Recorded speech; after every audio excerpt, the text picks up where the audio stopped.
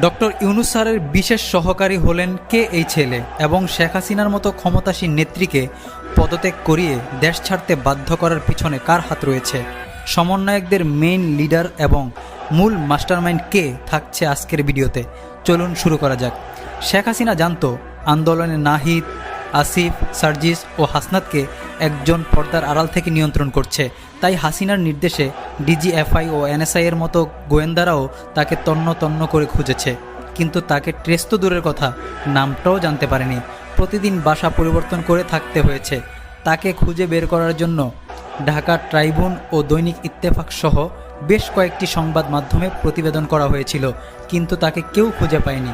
এই একজন ব্যক্তি পর্দার আড়ালে থেকে নির্ধারণ করতেন কখন কি করতে হবে, যেমন blockade, complete shutdown, march to Dhaka, এমন সমস্ত প্ল্যান তারই রূপরেখা।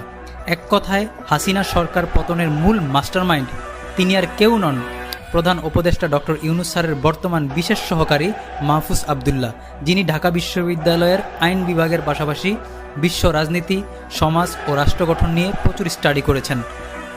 তিনি এখন প্রকাশ্যে এসেছেন। এতদিন আড়ালে ছিল, কারণ মাস্টারমাইন্ডদের আড়ালেই থাকতে হয়।